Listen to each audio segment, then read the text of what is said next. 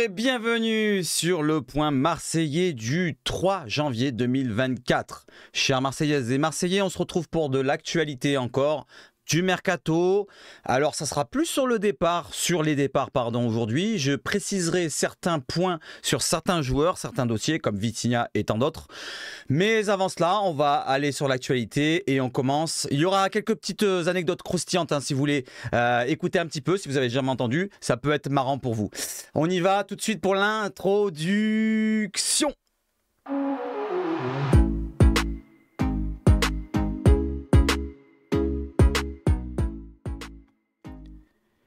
Et on commence par le joueur mystère, et c'était pas le joueur mystère puisque c'était le ballon à découvrir, pardon, excusez-moi, et c'était bien le A, voilà, la lettre A qu'il fallait trouver. Donc là c'est Alpha qui gagne, regardez juste au-dessus, alors je remonte, voilà, c'est Alpha 92 qui gagne, bravo, c'était le A.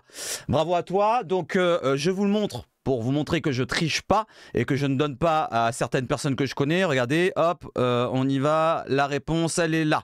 Vous voyez, il y a marqué A en vert tout en haut. Donc Jonathan Klaus, c'était pas le I. Beaucoup ont dit le I. Voilà, je pensais aussi le I au début, ou le B à la limite, ou le K ou le C. Mais non, c'était le A.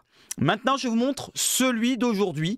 C'est un peu le même système de jeu. Oui, c'est le même système. Et devinez où est le ballon. Donc là, c'est notre cher Costas. D'ailleurs, bonjour à toi, mon petit Mitroglou, si tu es là. N'hésite pas à me saluer. Alors, où est le ballon, selon vous, pour Costas? Est-ce qu'il est en B, en G? Voilà, n'hésitez pas. Ça va de A jusqu'à O, si je ne me trompe pas. La réponse sera donnée, dévoilée demain matin. Allez, on enchaîne maintenant avec l'éphéméride. On enlève le joueur, bien sûr. Voilà, c'est les impondérants de la vidéo qui se fait le matin. Mais on est là pour l'éphéméride, pardon, excusez-moi, avec 3 joueurs qui sont nés olympiens le 3 janvier. Donc, c'est René Caviglia, et pas Caveglia, l'ancien lyonnais, si je ne me trompe pas, et Havre, je crois. C'est Jean-Pierre Lopez aussi, et Robert Wolfin, ou Wolfin. Voilà, donc des joueurs que je ne connaissais pas. N'hésitez pas à me dire si vous en connaissez un des 3. Voilà, donc 3 joueurs olympiens et ce n'est pas les plus connus.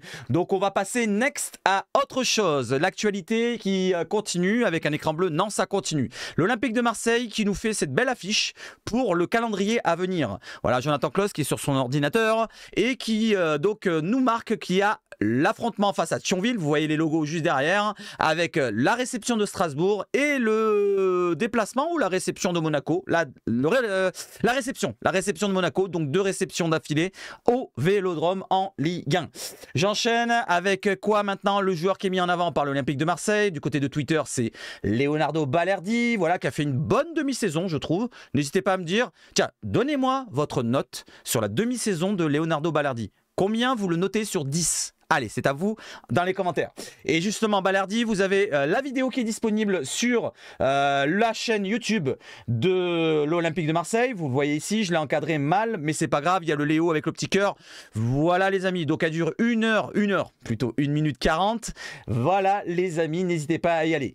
Autre chose, maintenant, on va sur l'actualité de la semaine prochaine avec le match et la réception de Strasbourg. Et il y aura bien sûr le virage nord qui sera puni, sanctionné avec la zone des fanatiques, des MTP et des CAOM qui, suite à l'utilisation de fumigènes lors du OM-OL du 6 décembre, reçoivent cette sanction selon la LFP. Voilà, je vous montre vite fait. Pour ceux qui ne l'avaient pas vu, c'est sur la commission de discipline. Vous l'avez là en rouge, n'hésitez pas à lire. Je ne vais pas vous lire, c'est la même chose. Juste, c'est pour vous montrer l'original. Maintenant, parlons encore de Lyon. OM, cette fois le match retour, qui est programmé, selon Fabien, merci. Donc la Ligue l'a déjà programmé depuis très longtemps, mais c'est confirmé. Donc le Lyon-OM se déroulera le 4 février, un dimanche à 20h45, du côté du Groupama Stadium. Est-ce que l'OM va enchaîner une 2e victoire consécutive du côté de Lyon? Voilà, espérons qu'il y a un Lyonnais qui marque contre son camp. Allez, j'enchaîne avec de l'actu. Je vous ai montré le maillot hier sur Elena, qui vous a plu à vous dans les commentaires. Donc ce n'est pas Elena que je vous montre, mais c'est le compte OM eSport qui nous dévoile les maillots, là un peu plus gros, si vous voulez les voir plus gros, voilà, ils sont magnifiques, je vous les remonte là. Et vous avez la date de sortie, juste là, regardez, je vous les mets en bleu, c'est le 8 janvier. Je vous l'ai dit hier, j'étais pas très sûr, et finalement c'est le 8 janvier qu'il sortira sur la boutique OM. Donc pour ceux qui veulent acheter un maillot, n'hésitez pas. D'ailleurs, je vous ai dit que mon anniversaire l'anniversaire de mon fils, c'est le 8 janvier. N'hésitez pas à lui faire un cadeau, à lui envoyer, même s'il n'est pas pour l'OM. Allez, j'enchaîne justement avec le e-sport. Pour ceux qui sont intéressés de suivre l'Olympique de Marseille en e-sport, rendez-vous le 9 janvier pour la reprise de la e-Ligue 1. À partir de 18h30 le 9 janvier sur la chaîne Twitch de Ligue 1 Uber Eats. Gratos. Vous avez, pourquoi pas, les Marseillais qui joueront en premier.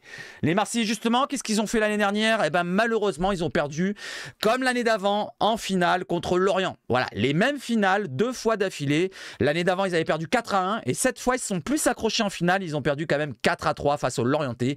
Donc, double vainqueur d'affilée. Et regardez, dans la saison régulière, juste avant les playoffs, l'OM a terminé premier devant les Puputes. C'est de l'e-sport, mais ça compte quand même. Maintenant, on va partir sur une autre chose et sur les anecdotes que je vous ai promis. On y va tout de suite avec, vous voyez Adil Rami, donc c'est un joueur qui était fantasque, selon Mavouba qui a dit de lui que c'était le plus rigolo du côté de Lille, à la période de Lilloise. Mais on a aussi des Marseillais. Je vais vous dire les choses. Donc du côté des ambianceurs de la Ligue 1. Voilà, donc selon les anciens joueurs qui passent du côté de l'équipe et qui donnent leurs avis dessus, sur 10 années consécutives, donc c'est beaucoup de sondages qui ont été faits, et ben Olmeta est premier des joueurs les plus fous devant Eric Cantona et devant Chris Waddle. Voilà, donc il y a 3 joueurs qui ont joué à l'Olympique de Marseille, 3 Marseillais. Derrière, on a les joueurs les plus drôles, les top 3. Donc on a Michel Bibard, alors il n'a pas joué à l'OM, il a joué en Ligue 1, je ne sais plus où. Franck Ribéry et Christophe Dugarry. Encore 2 joueurs qui ont joué à l'OM qui sont 2e et 3e des joueurs les plus drôles dans le top 3. Ensuite, les top 3 des fêtards, excusez-moi, c'est Souleymane Diawara, le premier, encore un joueur ancien Marseillais, passé par Bordeaux, etc. Lilian Lasland, l'ancien Auxerrois, Bordelais aussi, et je ne sais plus quoi. Et Jules Bocandé, paix à son âme, ancien Lensois, et je ne sais plus quoi. Voilà les amis, petite anecdote, on continue sur les anecdotes justement qui concernent que les Marseillais cette fois avec Jocelyn Angloma qui nous délivre cette anecdote. N'hésitez pas à me dire si ça vous plaît ces anecdotes et si vous les connaissez. Alors, flingue ou poignard, c'est le titre. Jocelyn Angloma, donc champion d'Europe avec l'Olympique de Marseille en 92-93, pour ceux qui ne le savaient pas. Pascal Olmeta frappait à la porte de Didier Deschamps, nous dit Jocelyn. Et quand Didier sortait, il venait doucement par derrière, donc Pascal Olmeta se mettait derrière Didier, et lui mettait les doigts sur la tête en lui faisant croire qu'il avait un pistolet comme ça. Cela dit, parfois, il en avait vraiment un. Et donc, il avait vraiment un flingue qu'il mettait sur la tête de Didier Deschamps. Bon, je veux bien qu'il a enlevé les munitions, il a bien déchargé, mais voilà, c'est quand même, tu vois, le type, il est un peu bizarre. Cela dit, il continue. Sur l'autoroute, il s'amusait, donc en parlant de Pascal Olmeta, à nous poursuivre dans une voiture improbable qu'il avait dû construire lui-même. Et il tirait en l'air, comme les cow-boys à l'époque. Quand il ne venait pas avec un flingue, il venait avec ses poignards, nous dit Jocelyn Angloma. Voilà, est-ce que vous connaissez ces anecdotes-là? Merci à Jocelyn de nous avoir délivré. Et je continue derrière avec une deuxième anecdote qui concerne cette fois Marcel Dib qui nous la raconte et Tony Cascarino. Pour ceux qui connaissent, n'hésitez pas à me dire l'époque de la Ligue 2, l'OM avec Tony Cascarino qui marque plus de 30 buts sur 2 saisons consécutives, donc plus de 60 buts si on fait le compte. Allez, je vous lis ça. Tony, les 2 pieds droits, Marcel Dib. Je la connaissais celle-là, vous devez la connaître. Un soir au Vélodrome, Tony Cascarino s'aperçoit qu'il avait des moulets de 2 pieds droits. Il n'avait pas de pied gauche. On est allé voir Mireille à l'intendance, mais il chaussait du 45 et 46. Ah, 46, pardon, c'est difficile d'en trouver. Il m'a dit, Marcel, je vais jouer avec 2 pieds droits. Et il a marqué 2 buts de la tête. Voilà l'anecdote de Marcel Dib concernant Tony Cascarino et ses 2 pieds droits. Allez, on enchaîne avec de l'actualité maintenant plus conséquente. Le mercato, ça vous intéresse plus peut-être. Alors, Vitinha, alors je déplace un peu la caméra, comme ça plutôt. Vitinha, il est sur le départ, on le sait, suivi par des clubs anglais. Il est poussé légèrement vers la sortie par le club marseillais, c'est pas vraiment foufou comme poussé, mais je vais vous lire ce qui intéresse le dossier justement de Vitinha. Donc la priorité de Vitinha, sa priorité aux joueurs portugais, c'est de rester à Marseille. Je voulais encadrer en rouge dans le titre. Ensuite, il est déterminé à montrer son vrai visage, soucieux d'effacer sa longue période d'adaptation, 39 apparitions sur 6 buts et 1 passe décisive, et il veut répondre enfin aux attentes placées en lui. Voilà. Je vais continuer, n'hésitez pas à réagir. Sur le terrain, où il apprécie travailler avec Rino Gattuso, l'international U23, 10 sélections et 4 réalisations, fonde beaucoup d'espoir dans le 3-5-2 récemment orchestré par le technicien Calabré. Voilà, il a la chance d'avoir un joueur à côté de lui parce qu'il voudrait jouer à 2 attaquants et ce 3-5-2 lui convient parfaitement. Alors si on passe en 4-3-3 comme il voudrait faire Gattuso, ça va peut-être poser problème pour Vitinha qui sera sur le banc et ça sera Aubameyang peut-être dans l'axe. N'hésitez pas à réagir à cela, hein. Plusieurs clubs étrangers intéressés par son profil ont sondé son entourage. À cette heure, de simples prises de contact, aucune proposition salariale ni offre de transfert sont tombées sur la table. Voilà, pour l'instant, il n'y a pas d'offres qui sont tombées sur Vitinha. Derrière, l'OM, donc la Provence nous précise par rapport à l'OM, pour débaucher ces services, les candidats devraient aligner bien plus que les 20 millions d'euros. Donc l'OM réclame pas 15 millions comme on avait entendu, je ne sais plus qui c'est qui avait relayé ce truc-là, mais plutôt plus de 20 millions. Donc ça, c'est plutôt plus appréciable, parce que n'oubliez pas qu'on a investi 27 plus 5, 32 millions d'euros. Il faudrait quand même se retrouver dans notre argent. Pardon, excusez-moi. N'hésitez pas à réagir. Pour vous, combien est le prix que vous accepteriez pour le départ de Vitinha? Est-ce que 20 millions vous acceptez, vas-y, par Vitinha? Ou est-ce que vous direz non 25, non 27, non 29, non 29 et demi, ou alors pourquoi pas 32 directement? Allez, maintenant on va parler d'un autre joueur les amis, et on parle de François-Régis Mugles. Vous avez vu hier, je vous ai relayé l'info, comme quoi il regrettait. Non, il refusait d'aller à la CAN, donc je vais vous lire un petit peu la précision du dossier. Convoqué par Rigobert Song afin de participer à la Coupe d'Afrique des Nations, le jeune Camerounais, 19 ans, a finalement choisi de rester à Marseille. Ça, c'était hier. Maintenant, la FECAFOOT pourrait en effet saisir la FIFA afin de réclamer sa suspension le temps de la compétition pour rappel selon les articles 5 et 6 du règlement du statut des transferts des joueurs de l'instance internationale. Je vous précise la chose et il y a un texte, l'article que je voulais maintenant. Un joueur convoqué dans l'une des équipes représentatives de son association n'a pas le droit, sauf accord contraire avec ladite association, de jouer pour le compte du club auprès duquel il est enregistré le temps que dure ou aurait dû durer sa mise à disposition à son pays. Vous avez compris? Mais aussi, toute violation des dispositions de la présente annexe entraîne des sanctions disciplinaires qui seront imposées par la commission de discipline de la FIFA. Si la FECAFOOT n'a pas donné son aval et souhaite porter l'affaire devant la FIFA, le jeune attaquant de l'OM s'expose à une suspension. Voilà, donc maintenant, c'est dans les mains de la FECAFOOT, dans les mains de la Fédération camerounaise de football. Et s'il porte l'affaire auprès de la FIFA peut prendre l'affaire en main et se dire, bon bah écoute, il n'a pas respecté cet article 5 et 6, donc il sera puni. Et il ne pourra pas jouer avec l'OM durant le temps de la CAN. Donc ça servira à rien qu'il serait resté du côté de Marseille. C'est dommage, hein, c'est dommage pour lui. C'est dommage pour lui qu'on en arrive là. J'aurais préféré que, bon, à la limite, qu'il aille à la CAN, c'est plutôt son destin. Peut-être qu'il aurait eu du temps de jeu, vu qu'il y a comment il s'appelle, Beumo qui est blessé. Donc il aurait peut-être eu du temps de jeu sur le côté droit de l'attaque camerounaise. N'hésitez pas à me dire si j'ai raison ou pas. Derrière, on a le planning des Olympiens engagés pour la CAN. Vous l'avez là à droite. Alors, je ne vais pas vous dire les équipes, mais si vous les consultez, mettez pause. Et puis, c'est tout. Allez, on part sur autre chose, les amis. On repart sur l'autre écran. Et on va continuer justement avec qui? Avec quoi? Avec S? Avec la réaction de Christophe Dugarry du côté d'RMC et de Larquet, point de vue de François-Régis Mugles. Alors, le jeune attaquant de l'OM, François-Régis Mugles, a décidé de ne pas se rendre à la Coupe d'Afrique des Nations avec la sélection camerounaise, alors qu'il y a pourtant été convié. Un choix que comprend Christophe Dugarry. Donc Christophe Dugarry comprend le joueur. Il comprend François-Régis Mugles. Et il nous dit, je pense qu'il y a des cas particuliers. C'est un garçon qui n'a jamais eu ni connu de sélection. C'est vrai qu'il a 0 sélection avec le Cameroun. Il ne va pas jouer à la CAN. Il ne joue déjà pas beaucoup à l'OM. Il a 19 ans. Il faut faire des choix. Il aura le temps peut-être de rejouer avec le Cameroun quand il sera mieux armé. Pour ce garçon-là, la priorité est d'avoir du temps de jeu dans son club et venir en sélection quand il sera plus confirmé, mature, sûr de lui et de ses forces. N'hésitez pas à réagir ça et je vous lis juste la réaction de Larquet après et vous me direz, vous êtes d'accord avec qui? Avec Larquet ou Christophe Dugarry? Allez, je vous lis ça. Larquet, le jour où On ne va pas l'appeler, il sera le premier à aller pleurer dans les jupes de sa mère. Capitaine Larquet réagit au refus de François-Régis Mug de participer à la CAN.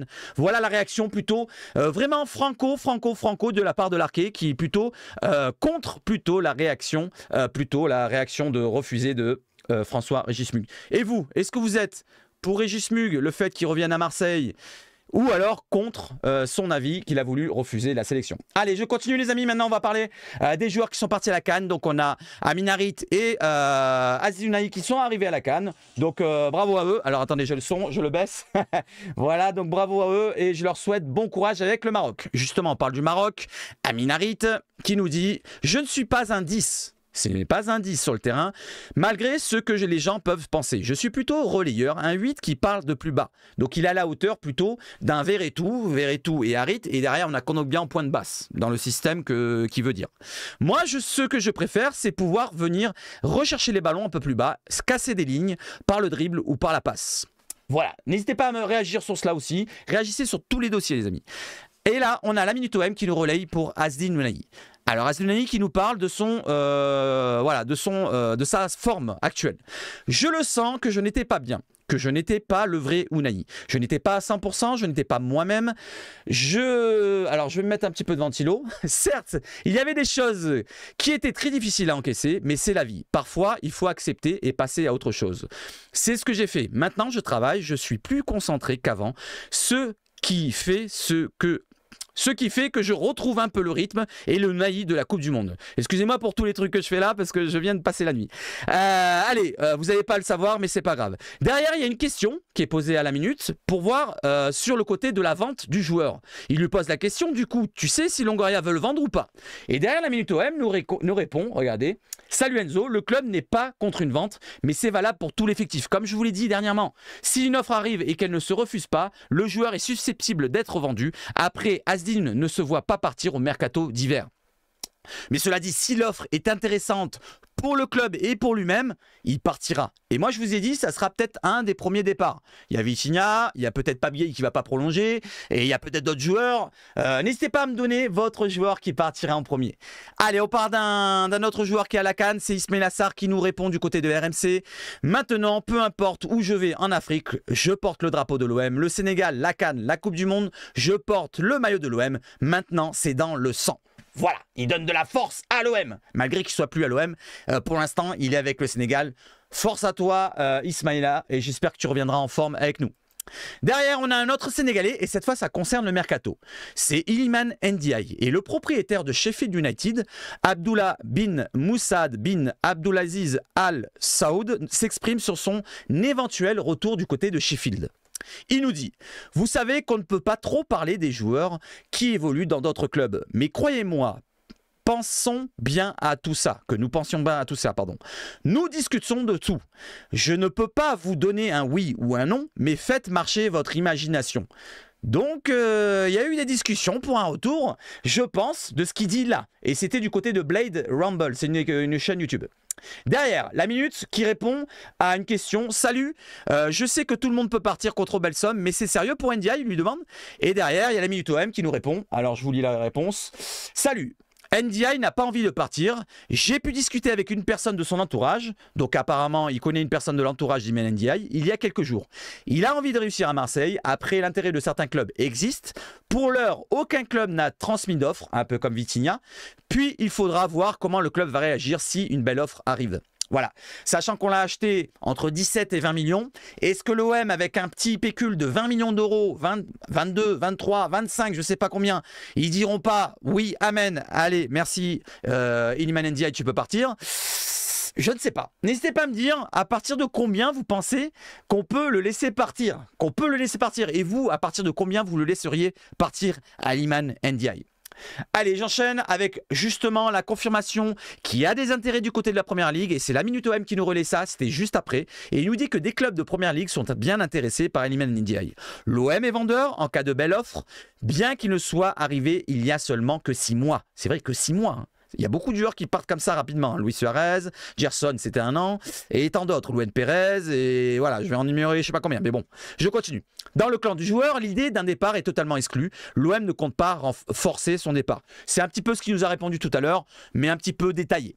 Derrière, il répond encore, regardez, il n'arrête pas de répondre à la Minute OM, je vous lis ça. Sur ce mercato, oui, le club sera vendeur en cas de belle offre pour la plupart des joueurs, mais le potentiel d'Iliman et le fait qu'il vient d'arriver pouvaient laisser penser que l'OM ne le vendrait pas, quoi qu'il arrive, pour le revendre beaucoup plus cher à l'avenir. Sauf qu'a priori, et ça peut surprendre, l'OM ne crachera pas sur une offre satisfaisante financièrement. Donc, quelle est cette offre financièrement satisfaisante? Parce que si c'est 25 millions, je ne sais pas si on ne va pas le regretter plus tard. Imaginez-vous, Iliman Ndiaye, il va en Angleterre et il perce en Première Ligue, il va être revendu au-delà des 25. Au-delà des 25. Réagissez, réagissez à ce sujet-là, c'est très important. Allez les amis, on est bientôt sur la fin de vidéo, c'est une courte vidéo aujourd'hui et on y va, let's go pour Matteo Guendouzi qui a été élu du côté de Lazioland, donc c'est un compte qui est supporter du club de la Laziodrome, là où joue actuellement Matteo Guendouzi. Il a été élu meilleur recrue de l'année 2023 à la Lazio. Donc félicitations à Matteo Guendouzi qui s'est imposé là-bas et qui fait de belles prestations. Je lui souhaite de retrouver pourquoi pas l'équipe de France, il y a l'Euro, j'espère qu'il fera un bel Euro derrière pour représenter l'OM, même s'il n'est plus à l'OM. Allez, on continue les amis, et on va sur un autre ancien joueur. Alors, je l'ai mis dans les idées de Mercato. Mon idée de Mercato, c'est celle-là aujourd'hui. Voilà le petit OM qui nous relaie ça. Lucas Perrin est courtisé en ce Mercato, alors qu'il progresse d'année en année, c'est vrai. Il s'est imposé du côté de Strasbourg. Il vient de réaliser une très bonne demi-saison. En fin de contrat en juin 2025.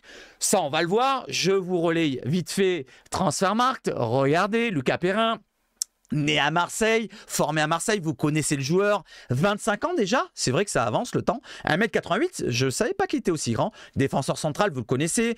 Donc il est à Strasbourg jusqu'en 2025 pour le contrat. Sa valeur Transfermarkt, 3 millions d'euros à peine. Il a joué cette saison 15 matchs. Il a fait une passe décisive, 3 cartons jaunes, c'est pas excessif. Il a joué 1350 minutes, donc il a joué quand même assez de temps.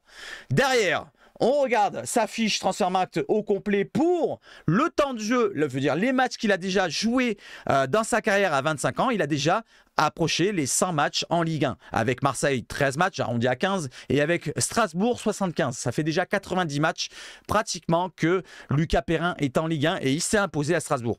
Je vous demande à vous les amis, allez, je vous pose la question.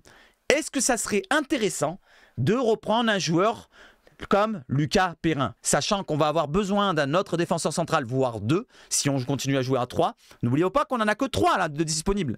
Meïté, j'allais dire, non, je me suis trompé, Balerdi et Gigot. Il nous faudrait au moins un 4e, au moins, et voire un 5e, ça c'est mon avis. Est-ce qu'un Lucas Perrin, ça vous intéresserait pas? Dites-moi, ça m'intéresserait de savoir. Voilà les amis, on va terminer par une chose croustillante, ça concerne les puputes encore une fois, non c'est pas les puputes cette fois, excusez-moi c'est pas les puputes, cette fois c'est les Lyonnaises, voilà le FC Lyon qui veulent recruter ce joueur là. Alors là c'est assez vieux comme photo, c'est Danjuma, vous connaissez peut-être, voilà donc c'est BOM qui nous relaie une photo de 2017 et on voit Danjuma qui avait le maillot, une tenue plutôt de l'Olympique de Marseille. Voilà pour les Lyonnais, s'ils passent par là, regardez votre joueur, il est plutôt fan de l'OM, on dirait bien. Voilà les amis, maintenant on va terminer avec cette vidéo, n'hésitez pas à réagir, activez la cloche, abonnez-vous avant bien sûr, le petit like, le petit commentaire, la petite réponse au joueur mystère, je vous donnerai la réponse demain, j'espère que vous avez apprécié encore cette vidéo là, elle est plus tard, c'est parce que je retravaille maintenant, je vais essayer de le faire les plus tôt possible, mais quand je travaille malheureusement ça sera dans ces eaux là. Je vous souhaite de passer une excellente journée. Merci d'avoir suivi jusqu'au bout. Vive le foot chez Sebach Foot. Réagissez, likez, partagez. Et surtout, allez, l'OM. Merci à vous les amis. Bonne journée.